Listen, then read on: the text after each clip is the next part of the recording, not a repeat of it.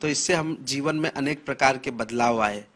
और आज जब एक बाल रूप में राघव सरकार अपने एक पूर्ण विग्रह के रूप में अपने मुख्य आसन पर जन्मभूमि पर विराजमान हो रहे हैं, तो इस खुशी को मेरे लिए व्यक्त करना शायद असमर्थता होगी, क्योंकि आज भी जब हम उन क्षणों को याद करते हैं तो हमारे साधु संतों के बलिदानों को याद करने के बाद आंख में आंसू आ जाता है कि किन किन परिस्थितियों में निकले और कितने लोगों ने लाठियां खाई, गोलियां खाई।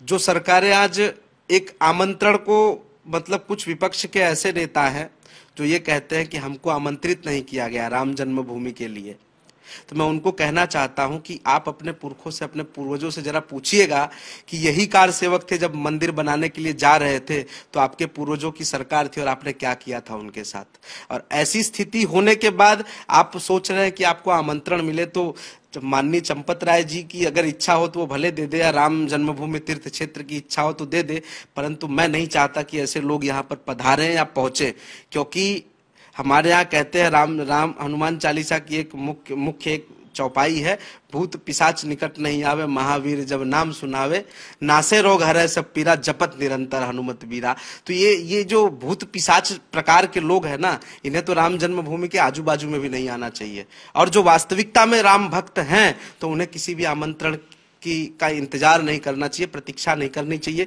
क्योंकि राम सबके हैं, सबके अंदर हैं। अपने राम को पहचानिए, राम आपको आमंत्रित नहीं कर रहे हैं, आपको उनसे मिलने जाना है, तो राम जन्मभूमि का दरवाजा आपके लिए अपने सुनिश्चित समय के अनुरूप खुला हुआ है। जिस प्रकार से लाखों भक्त, करोड़ों भक्त दर्शन करेंगे, आप भी पधारिए, आपके भी दर्शन की व्यवस्था होगी और उचित होगी और समुचित होगी।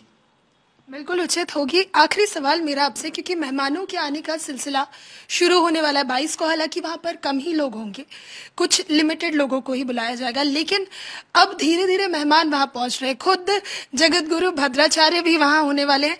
कब से मेहमानों के आने का जो ये सिलसिला है वो शुरू होगा? मुख्य रूप से परम पूज्य प्रातः स्मरणीय पूज्यपाद जगत गुरु जी के 75वें जन्मोत्सव का कार्यक्रम भी इसी राम जन्मभूमि प्राण प्रतिष्ठा महोत्सव के बीचों बीच हो रहा है। 14 जनवरी से लेकर के 22 जनवरी के बीच परम पूज्य जगत गुरु जी का 75वां अमृत महोत्सव मनाया जा रहा है। और जगत गुरु जी ही एक ऐसे संत हैं कि जब कोर्ट में 441 साक्ष्यों को रख करके इस राम मंदिर के निर्णय को परिवर्तित किया था और कोर्ट ने फिर राम मंदिर के केस को जिताया था। पूज्य जगत गुरु जी का 75वां जन्मोत्सव है और इसके साथ 1.25 करोड़ राम नाम की आहुतियां दी जाएंगी 1000 कुंडों के माध्यम से। और इसमें यजमान के रूप में देश के अनेक राज्य, अनेक प्रांतों के लोग सम्मिलित होंगे। और यह सिलसिला जो है, यह जो विषय है मेहमानों के आने का, यह 12 तारीख से चालू होगा और विशेष रूप से 14 तारीख को वहां हजारों लोग पूज्यपाद जगत गुरु जी का जन्मोत्सव मनाएंगे।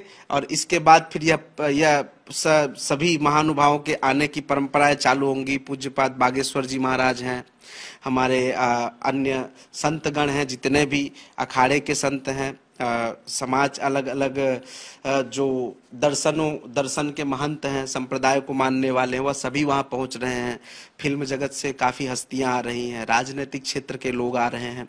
तो अब यह तो सुनिश्चित कर पाना हम सबके लिए असंभव सा हो रहा है कितने मेहमान आएंगे, परंतु आज पूरा भारत राममय हो चुका है और गली गली में यही गीत बज रहे हैं कि राम आ रहे हैं, राम आएंगे आएंगे राम आएंगे। आज ऐसा उत्सव होने जा रहा है कि पूरे देश में दिवाली से भी बड़ा उत्सव होगा और ये दूसरी दिवाली होगी। और मुझे तो लगता है कि आने वाले वर्ष से अब 22 जनवरी को सार्वजनिक रूप से एक नई दिवाली का रूप दिया जाएगा और हम सब पूरे आनंद के साथ इसे मनाएंगे। तो मेहमान 14 जनवरी से चालू होंगे, 12 जनवरी से चालू होंगे। जो 22 जनवरी तक रहेंगे। 21 तारीख को अयोध्या में मेहमानों की एंट्रियां दोपहर के बाद से बंद कर दी जाएंगी, क्योंकि वहां की जो व्यवस्थाएं हैं उसको सुचारू रूप से संपन्न कराने के लिए भारत के अलग अलग राज्यों से, विश्व के अनेक अनेक कोनों से लोग, अनेक प्रकार के लोग आ रहे हैं। सब अपने अपने क्षेत्र के महारथी हैं, तो उनकी सुरक्षा के दृष्टिकोण से सरकार ने कुछ नीति नियम बनाए हैं, उन सब का पालन होगा। तो विशेष रूप से तो अनेक अनेक लोग आएंगे और सब 12 तारीख से अयोध्या को भरना चालू करेंगे अपने मर्यादा पुरुषोत्तम, राष्ट्र के प्राण परमाराध्य रामलला सरकार जी का दर्शन करने के लिए। तो उसका आनंद हम सब भी लेंगे। बिल्कुल, बहुत बहुत शुक्रिया हमसे बातचीत करने के लिए। तो यही वो गिफ्ट कहूंगी मैं इसे, या फिर ऐतिहासिक धरोहर भी कह सकते हैं, जो मेहमान पहुंचेंगे, 11,000 से ज़्यादा मेहमानों को ये दिया जाएगा, जिससे वो राम मंदिर की यादों को हमेशा सहेज कर रख पाए और ये समझ पाए कि राम मंदिर जो अब बनकर तैयार हुआ है उसके लिए एक लंबा संघर्ष और एक लंबा इंतजार भी किया गया है। वीडियो जर्नलिस्ट अभिषेक सिंह के साथ नीतू झा, आज तक, दिल्ली।